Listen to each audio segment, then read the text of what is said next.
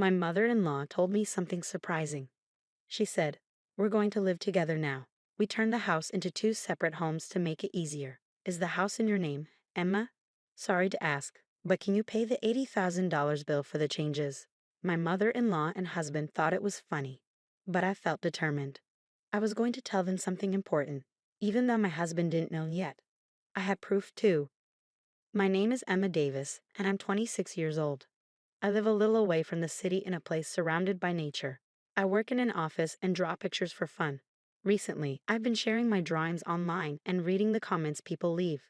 My husband, who is 3 years older than me, and I have been happily married and living in our beloved old farmhouse since we got married. But there's been a visitor who comes by once a month since then, and they always give me a headache. "Emma, Emma, I'm here. Please open up quickly." I hurried to the front door when I heard the insistent banging. "Ah, it's my mother-in-law. I'll open it right away," I said, even though there's a doorbell right next to the door. I tried to smile as I opened the sliding door. "There are so many bugs around here. It's so annoying. Is George still at work? Poor thing, even on Saturday. Oh, I brought some of his favorite food." I saw a tired-looking woman holding a big bag, waiting at the door. As she chattered on, I tried to keep up my fake smile. This visitor, who comes once a month, is none other than my husband's mother, my mother-in-law. Since my husband is an only child, she feels it's her duty to look after him even after we got married. She even gives me tips on how to manage the house. Last time she visited, she rearranged the whole fridge, making it a hassle for me to prepare breakfast the next day. I remember my husband telling me before we got married, if my parents ever need care, we'll live together. I hope you understand. I'm disappointed at the thought of leaving our lovely old house when the time comes, but I've accepted it. What bothers me more is the idea of living with my mother-in-law all the time. I feel sorry for my husband, as it's not something I'm looking forward to. Fast forward 2 years into our married life in the farmhouse. My husband told me that his father slipped on the stairs at home and broke his leg. They'll need our help from now on. Let's live together, just like we talked about before we got married. Yes, I'm worried too. So I think it's a good idea. Can I still do my drawings? I was concerned about my father-in-law's health, so I agreed to move in with them without hesitation. But I was worried that taking care of my in-laws and doing housework might leave me with no time for my drawing hobby. Whether he knew about my worries or not, my husband just said, "I want you to focus on the house," and left for his office.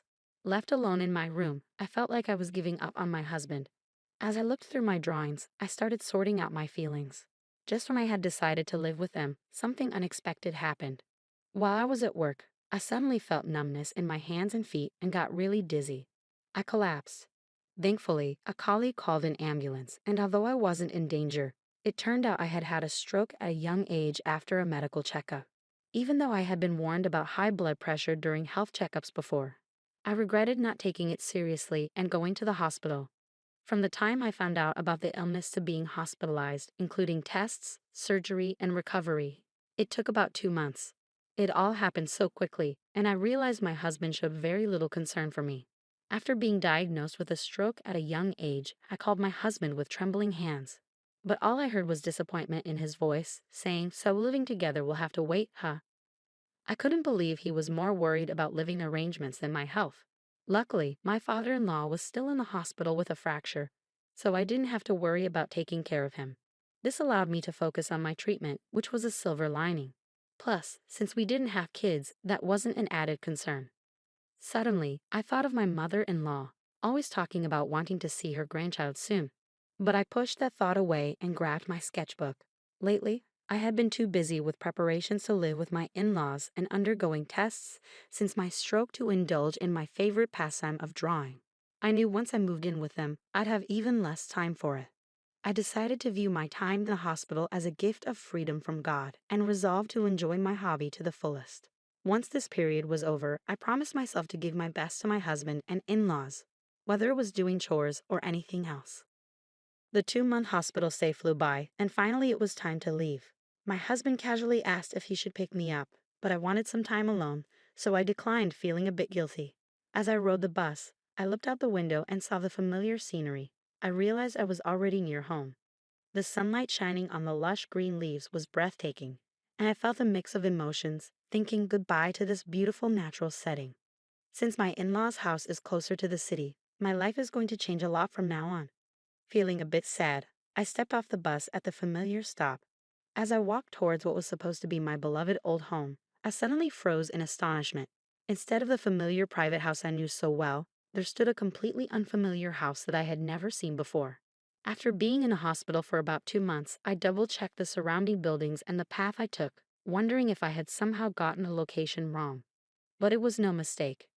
There was no point in wandering around, so I timidly pressed the intercom of the unfamiliar house. A voice I knew well, undoubtedly my husband's, responded with a simple yes. Still feeling confused, I quietly said, "It's Michelle," into the intercom. The front door creaked open and my husband, dressed casually, appeared. "Ah, welcome home. You're back earlier than I expected." "I had the day off today. I could have picked you up," George said. "George, what happened to our house? Why has it changed so much?" I interrupted him, feeling disbelief, noticing his relaxed demeanor, perhaps indicating he had just woken up with his messy hair. Ignoring my anxiousness, George only responded vaguely, "Huh. What's going on? What happened?" Without addressing my question. Just then, laughter echoed from inside the house. Unable to believe it, I pushed past my husband and made my way to the living room. Opening the unfamiliar door leading to the living room, I saw my mother-in-law lying on a couch, watching TV. She was laughing heartily, holding her stomach. "Why is my mother-in-law in this house?" I asked, bewildered. "Michelle, welcome back. Hospital stays can be long, but don't worry. I took care of the house while you were gone," my mother-in-law said casually. I was puzzled by what my mother-in-law meant by taking care of the house. Did she mean chores? With a sinking feeling, I pressed her on why our old house had changed so much. Without any hint of remorse, she replied, "Well, since we're all going to live together, I thought it would be more comfortable to remodel it into a duplex." The words "remodeled it into a duplex" kept echoing in my head. My mother-in-law had always been one to meddle in our lives, but I never imagined she would renovate our house without asking. And weren't we supposed to move into my in-laws' house, closer to the city center? Every time she visited our old house, she complained about the bugs and the walk from the station. So why all the changes now? "Oh, and if something else important I have to tell you," my mother-in-law said, switching off the TV with a grin. "The remodeling cost a bit. I believe the title to this house is under your name, Michelle. I'm sorry, but could you handle the payment?" My mother-in-law chuckled, devoid of any hint of apology. "Ah, it's $80,000, she said, her smile growing wider. "That's the cost of remodeling, and the title to this house comes with it, Michelle. $80,000. Her unexpected words hit me like a punch to the head, and my legs started shaking. I couldn't even find the words to respond. As I stared at my mother-in-law, stunned and laughing without a care, my husband appeared at the entrance and slipped into the living room. Seeing him, I instinctively moved towards him, holding on to a faint hope that he would support me. I repeated to my husband exactly what my mother-in-law had said, desperately awaiting his reaction, but all I got from him was a cold reply. "Well, that sounds about right. You'll handle it, won't you?" That's just who he is. When I had a stroke, he cared more about our living arrangements than my health. He's the kind of man who listens to his mother's every word, no matter how absurd. A man who always believes his mother is right. My discomfort and dissatisfaction towards my husband reached a boiling point. Once it overflowed, I was done. With all my heart, I decided I would leave this family behind. "I understand now, George. I'm going to divorce you and your mother, Cecilia. And no, Cecilia, you can handle the renovation costs on your own." I declared this all at once and turned my back on them, intending to leave the room quickly, but they weren't going to let me go so easily. "I've been losing interest in you anyway, so it's no big deal. But remember, this house is in your name, Emma, so you have a responsibility to pay," George remarked.